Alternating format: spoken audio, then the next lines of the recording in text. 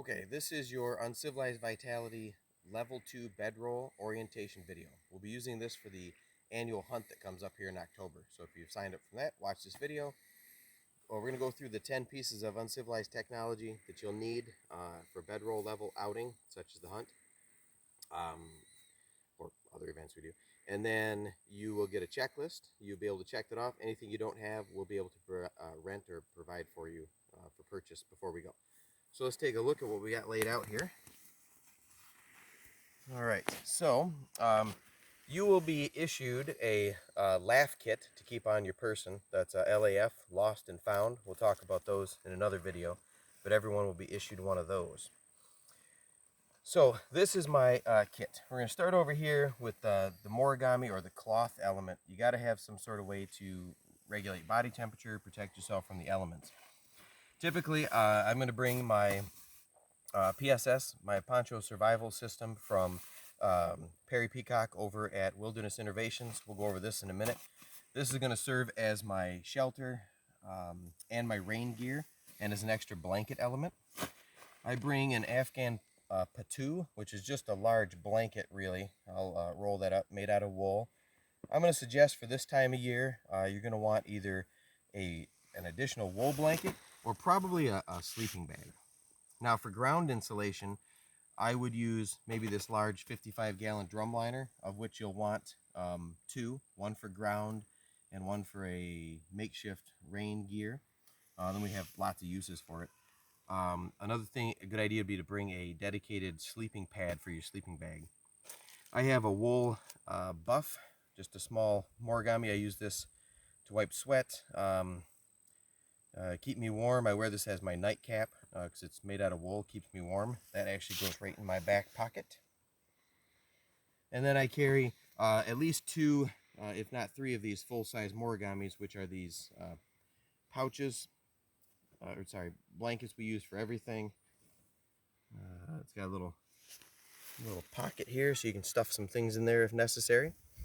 I typically use mine as a belt. Just a little sash to tuck things under. Tuck that out of the way for a minute. Next, and then gloves is always a good idea. Nice pair of gloves, probably warm gloves for this time of winter, and some sort of cover for your noggin. Sun hat works just fine. Maybe a baseball cap, something to keep the sun off your top of your bald dome. Gloves will help with processing firewood and such. Now you're always going to want at least a personal knife. I carry this small Spyderco Dragonfly in bright orange. That's my personal knife. Goes right in my pocket. And then of course your belt knife. This one is the SE4HM. I'm carrying that one this weekend. A great knife. Very little maintenance. So you're going to want a nice belt knife. Just tuck that out of the way. And then an additional cutting tool I carry just because it's convenient is a simple folding pocket saw. This is the Baco Laplander. It's good for processing firewood or small bits, and then I can baton them. At the hunting, or if you're on one of the lead expeditions, we'll also be providing full-size crosscut saws and axes and full-size shovels, so no need to worry about that. Onto my container, I'm just going to bring my steel cup. You're going to need a steel cup to eat and drink from, and a steel water bottle. And they kind of nest in there. And then with my container, I throw in my little Yuko spoon and fork combo. Right, so I have a container. Moving over to cordage, I have a roll of some bank line, and this is my pitch kit that I use to make my shelter. But I also, where I carry my cords, I keep a small bag of aluminum stakes and various lengths of paracord for pitching different lines. I have some others holding up our shelter for this weekend right now. But I just keep all my cordage in a bag, along with a few stakes. I can always whittle stakes, but sometimes at night, like last night, when we first roll in, it's easy just to have some stakes available. Lightweight aluminum stakes with the little notches. So I carry that in a small pitch kit inside my bedroll. Just makes setting up tarp shelter a little easier. So we've got my cloth or origami, my cutting tools, containers, cordage, and the next one you're going to want is a way to start fire. Right? I brought a piece of fat wood and just a new ferro rod with me with a bright colored tassel so I don't drop it. This typically is going to stay on my person. And this is my pocket kit. It's just a Bic lighter, little Altoids tin, and inside there I have some little Pocket Infernos, Self-Reliance Outfitters, Dave Canterbury. It's got a great product, those little mini Infernos. So I keep these things, again, on my person. The fat wood I'll just throw inside my gear bag. So those are the daily 5. Those are some versions you should have on you at all times. We'll look at the level 1 pockets and pouch or the daily 5 video for more detail there. But moving to the rest of my kit, back here, next thing I have is my headlamp. That's my candling device. I think this is my Storm model, I believe. Doesn't have the name on it. It's great. It's got red and some flashing and bright and dim. And I put new batteries in it before I go each time. Maybe it says on the... No, it's a black diamond, but I'm not sure which model it is. Probably the Storm. I carry a small titanium, you can get these in aluminum trowel for digging cat holes or digging up. Moving earth is pretty important. This is super lightweight. Typically, I put this right in my wipe kit.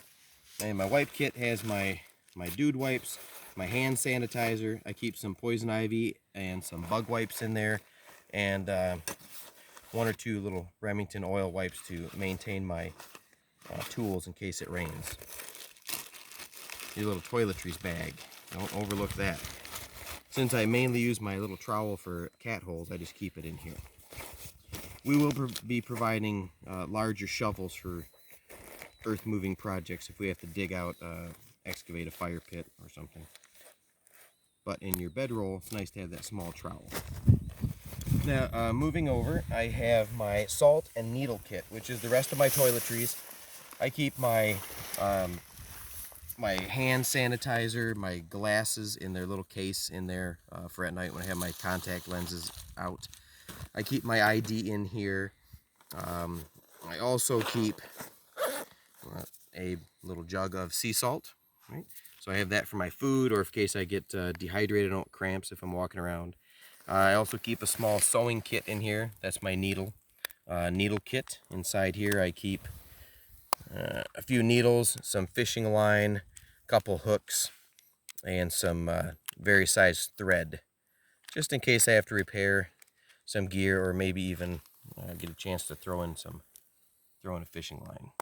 So this is my salt and needle kit, which of course refers to your hygiene and first aid. I don't have the trauma kit in the bedroll here because we're going to be carrying a full-size trauma kit for the expedition. I keep a little packet of soup in here and even my compass, a large signaling panel, but just various personal items. That's my salt and needle kit. And then the sling and spear, for that part, we're not really going to show you that. That's going to be an item used for self-defense or for hunting. And since we're on a hunting expedition this fall, we're using this orientation video for, we'll be providing that for you. Last is book. That's going to include my cell phone, which actually is in my pocket, my compass in my salt and needle kit, and then just a Write in the Rain notebook in this little pouch. And it gives me a chance to take notes, maybe jot down coordinates if I'm trying to find my way around. And I keep a few, always have a Sharpie. Keep a couple pens in the back of my book. So typically what I'll do, I'll put my spoon, my fat wood, and maybe my book inside a little pouch. I have a little bag of food for the weekend, right? Mostly dehydrated food. I'll roll that up inside a little bag or sometimes even a Ziploc bag. Salt and needle kit for me is just a small fanny pack or a butt pack. This one is from I think this is the Opossum from Helicon Tech. We'll look that up, maybe send you guys a link for that. But that's great. That's going to go on my person. So typically what I do is I'll take my poncho, lay that out.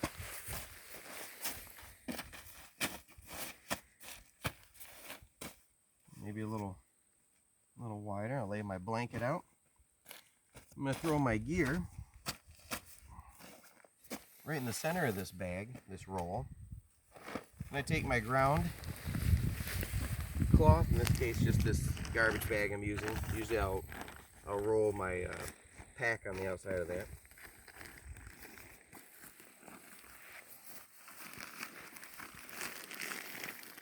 And then just as tightly as you can, you're going to roll this up. I'm just kind of doing this quick.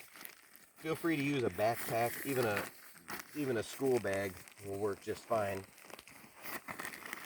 But we call this the bedroll level for a reason. Try to go without a dedicated backpack. Roll that right up into a nice roll. And of course, in my pocket, my daily 5, I always have a few extra pieces of cord and another origami. Just going to bunch this up for you real quick. We can talk about different ways to tie it. A quick knot is a packing knot, sometimes called a Canadian jam knot, a binding knot. Consists of 2 overhand knots. Just an overhand knot in the end of the string, into the paracord, and then another overhand knot a little further behind that. And then we're going to run my other cord right up through that overhand, and as I tighten and ratchet down, you can see the knot bind on itself and won't let go. To pull that free, I just take that little tag end that's left, pull that, and it comes right apart. So that Canadian jam knot's pretty quick, nice binding knot. Just wrap that around, tuck it out of the way for a moment. Another piece of paracord in my pocket, looks like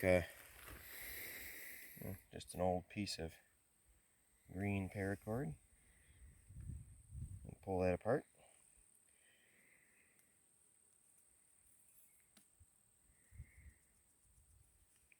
Probably could have prepared that a little better. Uh-oh, what's going on there? A lightning bug or something. Really, so cold last night. Yeah. Go down the other end of my bedroll. Tie a second binding or jam knot. Once again, a little overhand knot just in the end. Leave a little bit of a tag end. Second overhand knot. Okay, leave that one kind of open for a moment. And now from the opposite side of the bedroll, just kind of like a bowline, come from the bottom of that overhand knot and come through like the rabbit out of the hole. Pull it up tight, and you'll see as I start to pull on that, how the 2 knots kind of drop down on each other and prevent that overhand knot from pulling through. Just ratchet it down, stuck. I can loosen it up, include something else if necessary. Tighten that, then I just wind the excess up. Tuck it in here. Now, I take another one of these origamis that are incredibly useful. Just roll that up. Tuck it under this end. Tuck it under this rope. Quick standard overhand square knot, so left over right from your perspective, and then right over left. Got my basic square knot. This gives me a nice bedroll. Throw that over my shoulder. Put my fanny pack on. Throw my hat on, and then ready to go. Typically, I would bind my cup to the bottom of my water bottle and just clip it to my fanny pack. And then I'm ready to go out for the hunt in a month. So that's kind of the orientation video for this. Make sure you have those things on the list, or some representative of each one. It doesn't have to be the items we talked about. And if you have any questions, get hold of Logan at admin, or bring your checklist the day we leave, or contact the clinic, and we will provide those either for rent or purchase, those small items you're missing. All right, see you soon.